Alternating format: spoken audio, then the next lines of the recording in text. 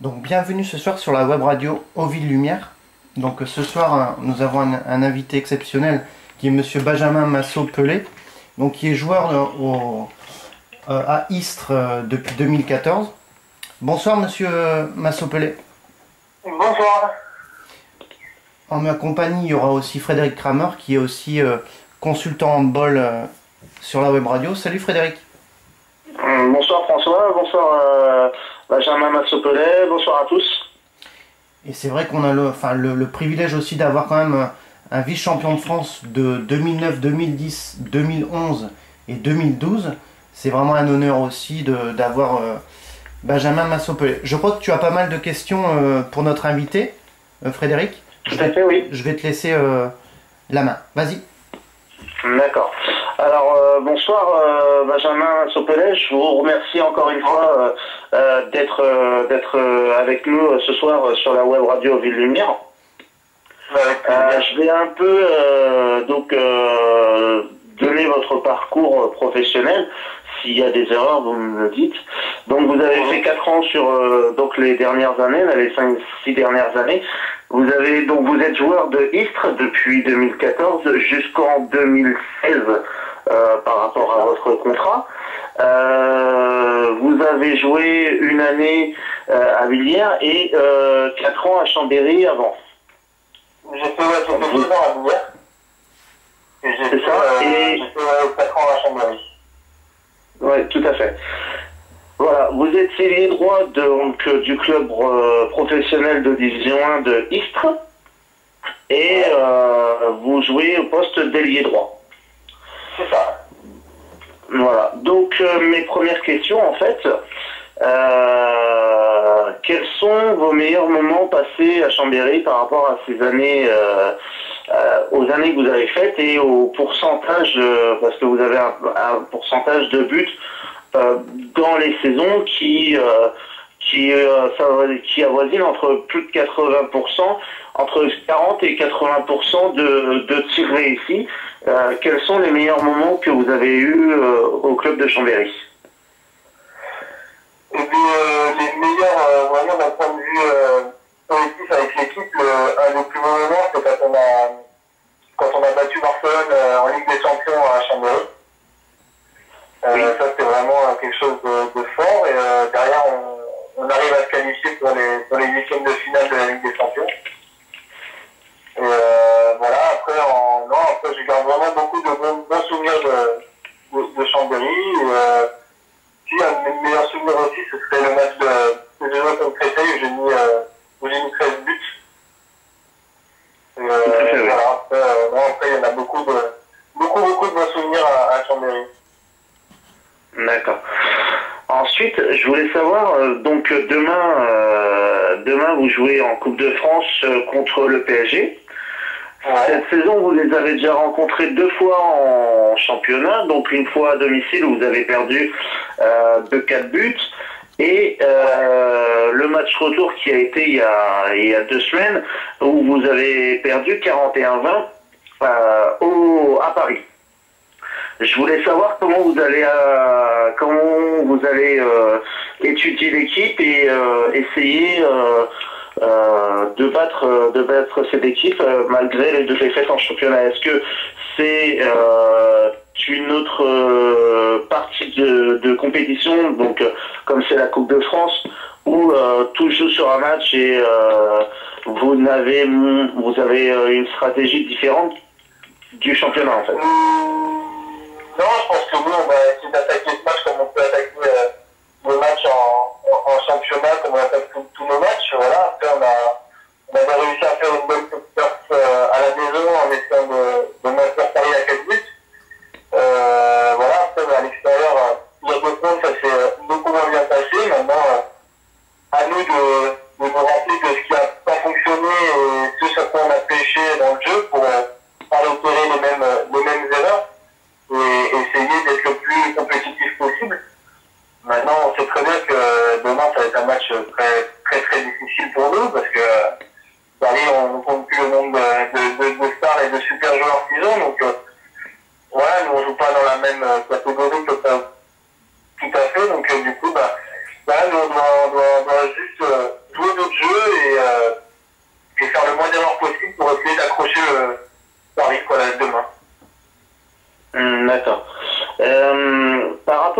à cette fin de saison qui risque d'être difficile parce que, je le rappelle pour nos auditeurs, au classement de la division 1, vous êtes lanterne rouge. Comment abordez-vous cette fin de saison et est-ce que vous vous préparez déjà à une descente ou vous essayez de jouer le tout pour le tout à chaque match et dire bon bah mathématiquement c'est pas fait donc on y va, on donne tout ce qu'on a et on essaye de sauver cette saison en restant dans l'élite. Ah ben non, je pense qu'on doit en tant que sportif de se battre à chaque match et d'espérer tant qu'on peut espérer là où il y a des points à prendre, on va essayer de les prendre. Voilà, on n'est pas résigné encore à se dire on va descendre, on sait que ça va être compliqué, mais tant que mathématiquement c'est possible de jouer le maintien, nous on le jouera à fond et on ira jusqu'au bout et donc on peut avoir de belles surprises dans le championnat. Maintenant on sait qu'on n'est pas dans la meilleure des positions, que ça va être difficile, mais non, on garde la tête haute et on va aller chercher des points là où on doit aller chercher pour espérer finir cette saison de la meilleure des manières. D'accord. Je voulais savoir, vous êtes, donc je le rappelle, ailier droit au poste, ailier droit dans l'équipe de Istres. Je voulais savoir dans votre dans votre carrière plutôt, est-ce que vous avez déjà eu des postes différents comme arrière, parce que selon quand on est amateur et qu'on devient professionnel, on passe souvent d'arrière à ailier par rapport à notre morphologie. Ouais, ben moi c'est un peu ma morphologie qui a fait que je suis passé sur le poste d'ailier. Mais moi j'ai joué un peu arrière et ça m'est arrivé déjà même avec Chambéry, même avec Guillaume, de jouer sur ce poste d'arrière pour aider avec de la registre différente, mais plus sur de la vitesse, plus que sur des arrières qui shootent de long.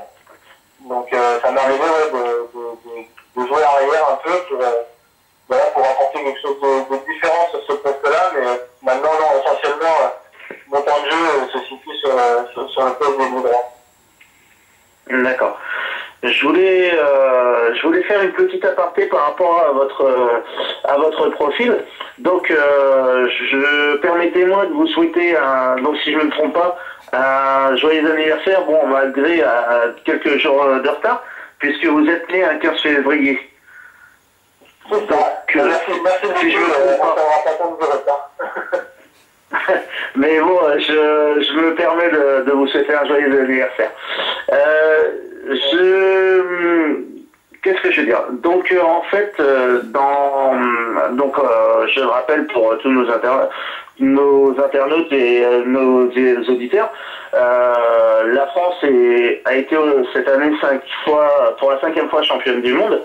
Que pensez-vous de cette équipe et pensez-vous un jour faire partie de ce groupe et pourquoi pas être à votre tour champion du monde? Ah ben, moi, pour en faire partie, je demanderais que ça. Maintenant, ça passera par d'autres performances individuelles. Voilà, donc après, c'est sûr que c'est à moi de le faire, d'être bon pour me montrer et avoir une chance d'y être. Maintenant, pour ce qui est de cette équipe-là, oui, l'équipe de France, elle gagne tout. Et puis, elle nous a montré qu'elle était très forte encore au mois de janvier. Et que, voilà, pour aller chercher tous ces titres, ils sont constants et ils arrivent à produire vraiment du beau jeu et on sent qu'ils craignent personne, quoi. Oui, bah, tout le monde les craint et nous on craint personne. L'équipe de France est très très forte et le prouve chaque année malgré tout ce qu'on peut dire sur l'équipe et tout ce qui pourrait dissimer les joueurs au niveau de leur performance personnelle. Ouais, non, ils arrivent toujours à retrouver des nouveaux dispositifs, à trouver des nouvelles manières d'attaquer ces défenses qui maintenant parce que les autres équipes commencent à connaître vraiment bien cette équipe de France, mais ils butent toujours sur cette grosse défense qu'ils imposent. Et puis en attaque, voilà, avec les joueurs qu'ils ont, avec encore un Nicolas Karabatic au top, ça passe encore cette année. C'est vraiment chouette qu'ils arrivent à faire. Ouais. Par rapport à cette équipe, après, moi, mon œil d'amateur, je me trompe peut-être, mais j'ai trouvé qu'en début de seconde période, à chaque fois, on était dans un temps faible et les équipes arrivaient à nous rejoindre, mais notre solidité défensive faisait que il n'y avait pas un trop gros écart et après, bon, bah, pour revenir après sur notre temps fort, on arrivait à gagner ces matchs. Que pensez-vous déjà de cette analyse et à quoi c'est dû ce temps faible en début de deuxième période, selon vous? Le temps faible en seconde période, en début de seconde période, je ne peux pas trop l'expliquer. Après, on sait que dans un match, il y a des hauts, il y a des bas, il y a beaucoup de temps forts, des temps faibles. Voilà, je pense que la France, dans un moment de temps faible, ils peuvent s'appuyer sur même sur l'attaque, ça réussit moins, une fois qu'ils ont une défense qui est très solide, ils arrivent à se reposer là-dessus. Donc même s'ils mettent moins de buts, ils n'en empêchent quand même pas beaucoup. Et je pense que vu que la défense continue à être forte, au moment où ils arrivent peu à en plus marquer des buts en attaque, bah là on arrive à vraiment faire la différence avec les autres équipes. Et puis je pense qu'il fait surtout la différence aussi, c'est l'expérience de tous ces joueurs qui sont dans cette équipe, qui ont tous joué des grandes finales et des grands championnats, qui savent gérer ces contextes-là un peu difficiles, mieux que les autres peut-être qui ont un peu moins d'expérience. Donc je le rappelle, demain vous jouez en Coupe de France contre le PSG. Quel joueur vous impressionne le plus au PSG, que ce soit en tant que gardien comme Thierry Omeyer qui est champion du monde, ou un autre joueur sur le champ? Impressionnent tous. Ils sont tous quand même assez bons, et c'est quand même tous de très très bons joueurs. Voilà, maintenant il y a forcément Thierry Omeyer qui m'impressionne vraiment par sa régularité, qui est quelque chose aussi dans tous ces titres que la France arrive à gagner, parce qu'il est toujours là dans les moments importants. Après, voilà, tout vraiment qui m'impressionne, il n'y en a pas un qui sort de l'eau, mais ils sont tous, eux individuellement et en tant que collectif, c'est tous des très grands joueurs. D'accord. Qu'est-ce que je vais dire? Donc, sinon, on pourrait parler un petit peu aussi de son club de Istres. Vous êtes, on l'a dit tout à l'heure, vous êtes à la dernière place. Comment vous pouvez expliquer ce classement en fait? Je pense qu'on a peut-être un début un peu compliqué du fait qu'il y a eu beaucoup de changements dans cette équipe. Il fallait apprendre à se connaître, je pense, fallait que la sauce elle prenne un peu pour que ça marche. Voilà, après on a malheureusement laissé souffler des matchs qu'on aurait pu gagner. Et surtout à la maison, parce qu'on n'a pas gagné un match à la maison, et je pense que c'est ce qui nous coûte cher à l'heure actuelle. Donc voilà, après ça s'explique plein de manières. Les équipes comme Toronto sont de très bonne qualité aussi, donc voilà, et malheureusement dans tous les championnats pour un dernier, là c'est nous, donc voilà, on se travaille, on fait tout pour que cette dernière place, on la quitte et qu'on aille voir un peu plus haut ce qui se passe. D'accord. Vas-y Fred. D'accord. Donc, par rapport à vos stats par match, donc là vous êtes à 51 buts depuis le début de la saison, donc en 13 matchs. Ça fait une moyenne de 4 buts, un peu moins de 4 buts par match. Vous avez, tout au long de votre carrière, des stats assez impressionnantes au niveau du pourcentage de tirs réussis. Et vous avez avoisiné les plus de 80 ou 90% de réussite sur vos tirs, que ce soit des jets de 7 mètres, donc des pénaltys, pour tous nos auditeurs qui ne savent pas ce que c'est un jet de 7 mètres, ou des tirs dans le jeu. Je voulais savoir quel est votre secret pour battre un gardien tel que Thierry Omeyer comme pour demain. Est-ce que vous avez une technique pour... Demain, je mets tous mes points.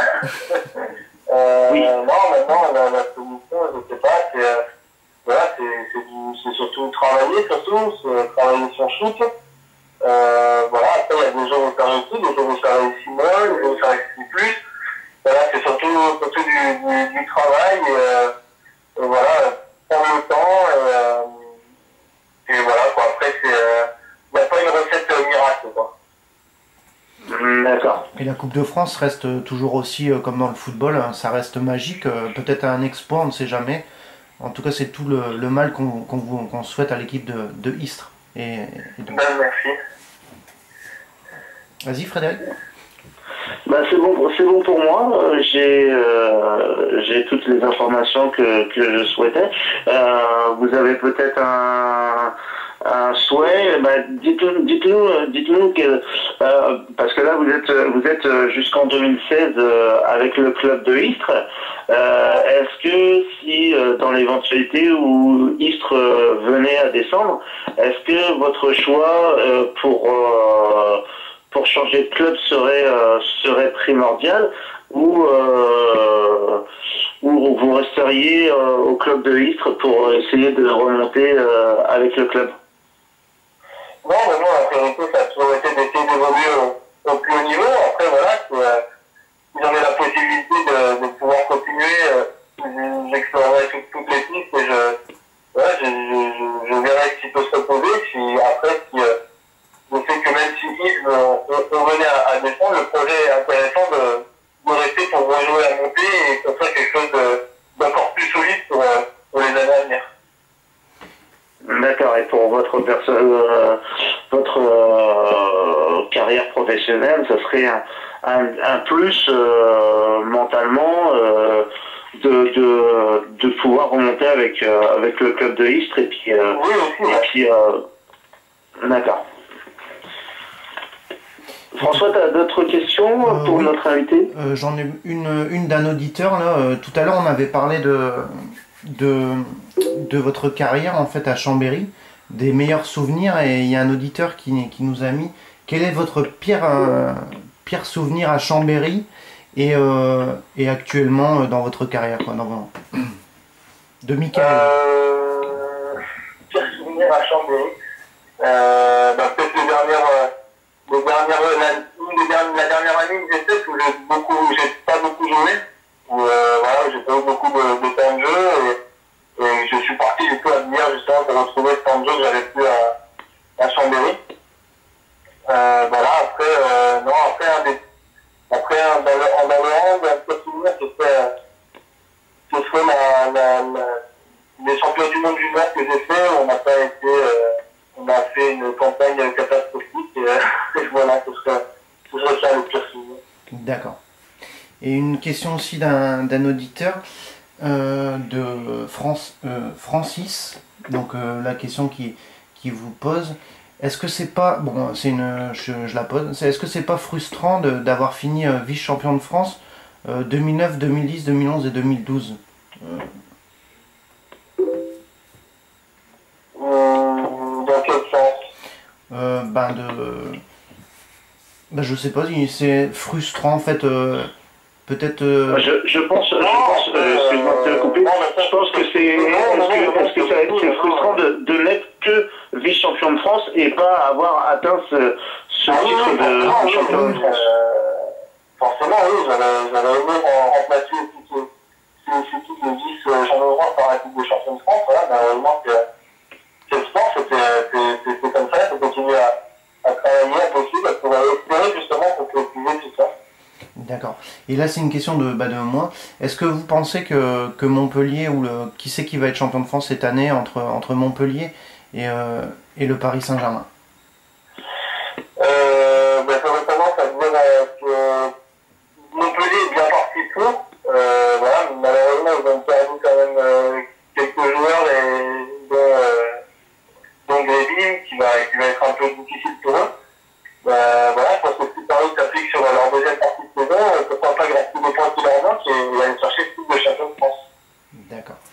Ben, en tout cas, je tenais à vous remercier énormément d'être passé sur la web radio Ville Lumière. C'est très gentil de votre part. Merci à vous. Parce que, en tout cas, on vous souhaite vraiment de faire un bon résultat à Paris demain. Merci bien. Et on va s'appeler pour aller chercher. Parce que c'est vrai que la Coupe de France, comme on dit, ça reste toujours un moment, un match à part, un match à jouer, un match très très fort à jouer. Voilà, on n'a rien à perdre, donc, voilà, tout donc à on fait. va y aller pour. Donc Frédéric, je te laisse aussi dire au revoir à notre invité. D'accord, je voulais vous remercier de votre gentillesse, de votre simplicité et de nous avoir pu permettre de vous interviewer. Je voulais vous souhaiter un bon match pour demain. Merci bien. Et puis une bonne fin de saison en espérant que vous puissiez rester dans l'élite et puis qu'on ait l'honneur de vous réinviter en début de saison prochaine pour cette nouvelle saison au sein de l'élite. Tout à fait. Eh ben, j'espère bien avoir l'occasion de revenir sur les panneaux. Merci beaucoup en tous les cas. Et à noter que je fais juste vite fait une pour les auditeurs. Lundi, nous aurons Vincent Fernandez. Donc il joue à Toulouse. Donc c'est un honneur aussi. C'est très gentil de sa part aussi d'avoir accepté. Donc merci encore à Monsieur Benjamin Massot-Pelé d'être passé sur Web Radio. Merci beaucoup et bonne chance pour demain. Merci. Merci bien. Au revoir. Au revoir. Donc merci encore à Benjamin Massot-Pelé d'être passé sur la web radio Ville Lumière. Donc aussi merci encore à Frédéric, le consultant de la web radio Handball, d'être avec moi ce soir, pardon. Donc voilà. Merci à toi. Donc demain on aura le privilège d'avoir une émission football animée par moi et Béchir Ben Mefta. Donc on aura comme invité Monsieur Patrice Marquet. Donc il a joué, là il passe demain et il y aura Yann Lachuère mardi. Donc voilà, pour les auditeurs qui m'ont demandé quand est-ce qu'ils passaient ces invités-là. Donc je le dis à vive voix. Donc merci Frédéric. Et lundi, tu auras le privilège et l'honneur d'interviewer Vincent Fernandez. J'essaierai d'être à la hauteur et de ce capitaine d'équipe de France et qui a un palmarès énorme en tant que champion du monde, champion d'Europe et même champion olympique. Il me semble que sur les 10 titres que l'équipe de France a, il me semble qu'il en a 9 à son compteur. Donc ce qui est énorme. Et je tiens à te remercier aussi pour cette émission et je remercie aussi tous nos auditeurs pour ce soir de nous avoir écoutés. Oui, surtout que c'est vrai que comme on intensifie nos gammes, on fait le football féminin et maintenant le handball, les gens, les auditeurs découvrent aussi le handball, un peu comme certains footeux, quoi. Donc c'est vraiment bien d'élargir nos gammes et on essaiera d'être vraiment performant dans les interviews et aussi performant afin de les aiguiller. Parce que comme tu dis, les règles, tout ça, c'est pas évident parce que ici c'est vraiment une radio football. Mais comme on étend nos gammes, c'est très bien aussi de pouvoir aiguiller avec tes capacités et aussi tes facultés que tu as étant joueur, bien entendu amateur dans ton club de handball. Tout à fait, oui. C'est gentil. Merci beaucoup à tous les auditeurs qui nous ont écoutés. Donc on remercie aussi Stéphane qui nous a posé quelques questions via les réseaux sociaux, donc via la page Facebook Ville Lumière. Et aussi sur le compte Twitter, je remercie aussi Francis. Bon, un peu sa question un peu ambiguë, mais frustrant, oui, c'était dans le sens où de ne pas avoir été premier, quoi. Bon, après c'est vice-champion, c'est aussi bien quand même, c'est deuxième, donc voilà. Merci beaucoup à tous les auditeurs qui nous ont écoutés. Juste une petite aparté, si je peux me permettre, je remercie aussi ma compagne qui m'écoute pour la première fois sur la web radio Ville Lumière. D'accord. Si elle nous écoute, je lui passe le bonjour et je lui dis aussi que la radio est amateur et que le son est quand même bien, mais pas comme une vraie radio, quoi. C'est ça que je veux dire. Mais on nous entend très très bien quand même. Voilà. Bon bah super alors. Voilà. Bah passe une bonne soirée Frédéric, et puis bonsoir à tous les... Bah je te laisse leur dire au revoir si tu veux, la radio est à toi. Ouais, pas de problème. Donc je vous remercie encore de nous avoir écoutés sur la web radio Ville-Lumière, et j'aurai plaisir lundi d'avoir comme invité donc Vincent Fernandez, champion du monde actuel avec l'équipe de France, capitaine de l'équipe de France et joueur de Toulouse qui est dans l'élite. Je remercie aussi François qui est président et cofondateur de cette web radio Ville-Lumière, de me permettre d'être consultant handball sur cette radio, sur cette web radio, pardon. Il n'y a pas de quoi, et c'est un réel plaisir d'avoir des consultants de ton calibre. Voilà, c'est un réel plaisir. Et juste une petite aparté, je suis le seul fondateur en fait de la web radio. Il y a Béchir qui m'aide aussi beaucoup. Mais oui, on est deux, donc cofondateurs, t'as bien fait de dire ça. Voilà. D'accord. Bonne soirée à tous, et demain avec Patrice Marquet comme invité. Bonne soirée, au revoir.